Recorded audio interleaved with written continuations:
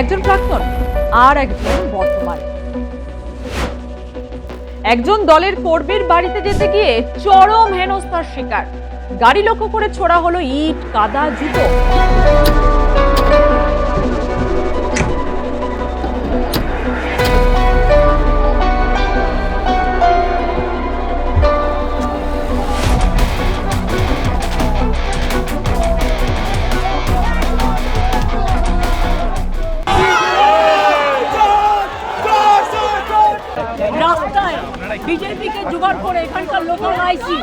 আর একজন রাজ্যের মুখ্যমন্ত্রী হয়ে তো তৃণমূল কর্মী বাড়িতে গেলেন। পথে দাঁড়িয়ে হালিশহর থানার আইসিকে ক্লোজ এবং আইও বা তদন্তকারী আধিকারিককে সাসপেন্ডের সিদ্ধান্ত জানালেন। এছাড়াও মৃতের স্ত্রীকে মুখ্যমন্ত্রীর অ্যাটেন্ডেন্ট হিসেবে চাকরি এবং 10 লক্ষ টাকা আর্থিক সাহায্যের কথা ঘোষণা করলেন। মুখ্যমন্ত্রী শুভেন্দু অধিকারী হালিশহরে যাওয়ার আগে পর্যন্ত পরিবারের লোকেদের মধ্যে ছিল ক্ষোভের আগুন। খানিকটা সমালোচনার সুরেই সেদিন নিয়ে প্রশ্ন তুলেছিলেন মৃতের পরিবারের লোকেরা। ঠিক কি বলেছিলেন তারা, শুনুন। শুনছি সকালে উনি মারা গেছে, আর বলছে ওখানে অন্ধের তনসিং করেই মারা গেছে, আমাদের কাউ ফ্যামিলি মেম্বারকে জানায়নি। ঠিক আছে, পুরা ফ্যামিলি মেম্বারকে জানায়নি, মেরে থানা ভিতরে মেরেছে, পুলিশ সাথে ছিল, পুলিশই মেরেছে। কিছু নেই। তারপরে ওদের তুলে নিয়েছে, কি ছিল একটা নেতার আন্ডারে কাজ করতো, নেতা আছে, কাজ করতো, কাজ করে দুটো পয়সা ইনকাম করে নিজের দুটো বাচ্চা খাওয়াতো। পুলিশ পুরো মিলে মেরেছে আমার কাকাকে। যে সুদীপ্ত যে গুন্ডা সে নেতা হয়ে গেছে, এখন পুলিশ নিজেই কাজ চালাচ্ছে। তবে কি শুভেন্দু অধিকারী জ্বলে ওঠা প্রতিবাদের আগুনে আগেই জল ঢেলে দিলেন? তৃণমূলকে আর ইস্যু খুঁজে রাস্তায় নামার কোনো সুযোগই দিতে চাইছেন না শুভেন্দু অধিকারী। আবার অন্যদিকে শুভেন্দু অধিকারী থেকে অগ্নিমিত্রা পালেরা যখন প্রাক্তন মুখ্যমন্ত্রীকে হেনস্থা কাণ্ডে শক্ত হাতে হাল ধরছেন, তখন তারই ক্যাবিনেট মন্ত্রী থেকে নেতাদের এ কেমন মন্তব্য? মুখ্যমন্ত্রী থেকে পুরনগর উন্নয়ন মন্ত্রী আগুন নেভাতে ব্যস্ত। অন্যদিক থেকে দিলীপ ঘোষ, সৌমিত্র খাঁদের মুখে অন্য ভাষা। দলের অন্তরে একই ভিন্ন সুর। আপনার পুজো পৌঁছে যাক বিশ্বের দরবারে। প্রতি বছরের মতো এবারও আর+ নিউজ নিয়ে এলো শারদাঞ্জলির সেরা সম্মান 2026। অংশ নিতে সকাল 10টা থেকে সন্ধে 6টার মধ্যে সরাসরি যোগাযোগ করুন আমাদের অফিসে অথবা কল করুন 9836323248 এই নম্বরে। শারদাঞ্জলি শুধুমাত্র আর+ নিউজে। তো একদিন ইট পাটকেল, আমি তো ইট খেয়েছি, আমার গায়ে এখনো দাগ আছে, আমার গাড়ি কতবার ভেঙেছে। 2টা ডিম খেয়েছেন বলে কি পশ্চিমবাংলার সংস্কৃতির অসতর্ক? যারা লাফাচ্ছে তারা সমাজ বিরোধী। আমি বলছি মানুষের অধিকার আছে নিজের রাগ প্রকাশ করার, যেন এইসব মানবতার কথা বলবেন না, সৌজন্যতার কথা বলবেন না। যারা সমাজ বিরোধী কাজ করেছে তাদের প্রতি সমাজ বিরোধীর মতো ট্রিটমেন্ট করা উচিত। হালিশহরে রবিবার দুপুরে নিহত তৃণমূল কর্মীর বাড়িতে যাওয়ার পথে চরম হেনস্থার শিকার হতে হয় রাজ্যের প্রাক্তন মুখ্যমন্ত্রী মমতা বন্দ্যোপাধ্যায়কে। তার গাড়ি লক্ষ্য করে জল ও কাদা ছোড়া হয় বলেও অভিযোগ। জুতোও ছোড়া হয়, ওঠে চোর ও ডাকাত রানী স্লোগানও। এই বিক্ষোভের ঘটনায় প্রবল সমালোচনা করেন মমতা বন্দ্যোপাধ্যায়। বিজেপি এই হামলা চালিয়েছে বলে অভিযোগ করেছেন তিনি। প্রাক্তন মুখ্যমন্ত্রীর সঙ্গে এহেন আচরণের বিরুদ্ধে প্রতিবাদ সংগঠিত করতে চাইছে তৃণমূল। আর সেই প্রতিবাদের আগুন জ্বলে ওঠার আগেই ময়দানে নেমে পড়েছেন মুখ্যমন্ত্রী শুভেন্দু অধিকারী। সকাল হতে না হতেই হালিশহরে তৃণমূল কর্মীর বাড়িতে ছুটে গেলেন তিনি। কাঁচরাপাড়ায় পুলিশি হেফাজতে থাকার সময় মৃত্যু হওয়া তৃণমূল কর্মীর পরিবারের সঙ্গে দেখাও করেন। আর সেখানে সাংবাদিক সম্মেলন করে শুভেন্দু অধিকারী বার্তা দেন, মুখ্যমন্ত্রী দলের নয় রাজ্যের।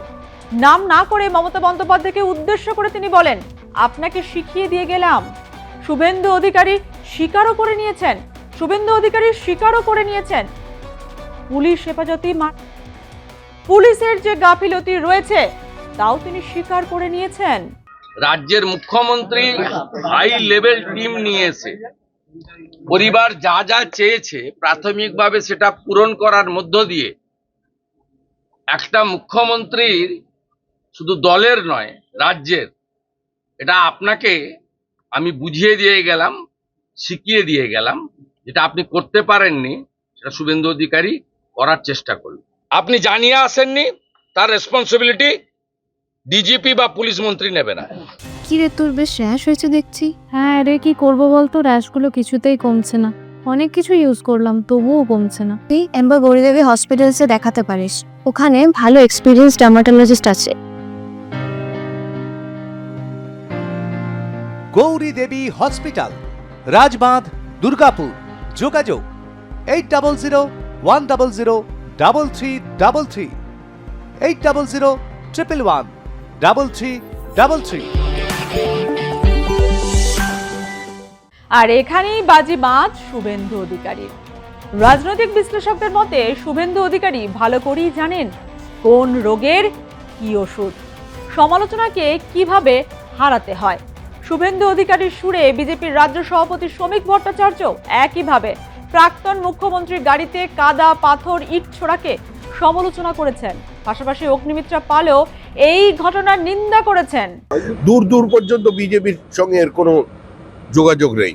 বিজেপি এ ধরনের ঘটনার তীব্র নিন্দা করে। এ ধরনের ঘৃণ্য ঘটনার সঙ্গে বিজেপি যুক্ত থাকতে পারে না। জনরোষে কেউ মুখ্যমন্ত্রী বা প্রাক্তন মুখ্যমন্ত্রী বা কোনো নেতারকে বিরুদ্ধে স্লোগান দিতে পারেন, কালো পতাকা দেখাতে পারেন, কিন্তু পাথর ছোড়া, জুতো ছোড়া, কাদা ছোড়া এগুলো কোনো সভ্য সমাজে কাঙ্ক্ষিত নয়। করেছেন 15 বছর ধরে অত্যাচার হয়েছে, মহিলাদের সম্মান করেননি, চুরি হয়েছে, সব হয়েছে, আমি সব মানছি। আজকে অভয়ার দিন, অভয়ার মৃত্যু দিন, সেটাও হয়েছে। মমতা ব্যানার্জি আপনি বিচার দিতে পারেননি, কিন্তু তার মানে এটা নয় যে আপনি মমতা ব্যানার্জিকে কাদা ছুড়বেন, চোর চোর বলবেন, জুতোর মালা পরাবেন। What is this? এটা বেঙ্গলের সংস্কৃতি নয়, এটা আমাদের সরকারের সংস্কৃতি নয়। এটা আমার মাননীয় মুখ্যমন্ত্রী, আমার মাননীয় রাজ্য সভাপতির সমর্থন নেই, আপনারা শুনে নিন। আর যদি কেউ বিজেপির নাম করে যদি ভাবছেন যে আমরা বিরাট আপনাকে জয় জয়কার করবো, আপনি ভুল করছেন, আপনার উপর অ্যাকশন নেওয়া হবে। রাজ্যের মুখ্যমন্ত্রী শুভেন্দু অধিকারী থেকে অগ্নিমিত্রা পাল সমালোচনায় ইতি টানতে চাইছেন, আর তাঁদেরই দলের মন্ত্রী থেকে নেতাদের একই মন্তব্য। মন্ত্রী দিলীপ ঘোষ থেকে সাংসদ সৌমিত্র খাঁ মমতা বন্দ্যোপাধ্যায়ের সমালোচনা করে হামলাকে যেন সমর্থনই করে গেলেন। মানুষ তো কাদা ছুড়বেই, ওনার হাতটা তো রক্তাক্ত। আমাদের ভারতীয় জনতা পার্টির 350-এর উপরে কর্মীদের হত্যা করেছে, কেউ সাজা পায়নি। আজকে পাত্রসাহেরেও আমাদের 2জন কর্মী খুন হয়েছে, কোনো সাজা হয়নি, যদিও যিনি দোষী তিনি জেলে আছেন। কিন্তু কথাটা হচ্ছে যে মমতা ব্যানার্জি হাত তো রক্তাক্ত। এক দল ভিন্ন সুর, তবে কি হোমওয়ার্কে কোথাও ফাঁক থেকে যাচ্ছে? শুভেন্দু অধিকারী রাজ্যবাসী থেকে বিরোধীদের পালস ভালোভাবেই ধরতে পেরেছেন। মুখ্যমন্ত্রী কুর্সিতে বসার পর থেকেই তাঁর বাঁচরভঙ্গি থেকে পদক্ষেপ সবই অনেক পরিণত। বাংলায় একটা প্রবাদ আছে না, কোন দেবতা কোন ফুলে তুষ্ট, তা ভালোভাবেই জানেন মুখ্যমন্ত্রী। তাই তো তাকে প্রাক্তন মুখ্যমন্ত্রীকে উদ্দেশ্য করে বলতে শোনা গেল, উনি যেখানে খুশি যেতে পারেন, ওনাকে পরামর্শ দিতে পারি না। বয়সে বড়, অনুরোধ করব আপনি মেল করে শিডিউল জানালে সেই প্রোটেকশন পাবেন। নিহতের স্ত্রীকে মুখ্যমন্ত্রীর অ্যাটেন্ডেন্ট হিসেবে চাকরি দেওয়া হয়েছে। অ্যাটেন্ডেন্টরা 12 মাসে 15,000 টাকা করে বেতন পান। 1 বছর পর গ্রুপ ডি স্টাফ হন তারা। মুখ্যমন্ত্রীর তহবিল থেকে নিহতের 2 শিশুর পড়াশোনার জন্য 10 লক্ষ টাকার চেক দেওয়া হয়েছে। রাজ্য সরকারের তরফ থেকে তো ক্ষতিপূরণ দেওয়া হচ্ছে, কিন্তু একটা প্রশ্ন থেকে যাচ্ছে, পুলিশ হেফাজতে সমর্থনযোগ্য? আপনারা কি বলেন? কমেন্ট বক্সে জানান আপনাদের মতামত।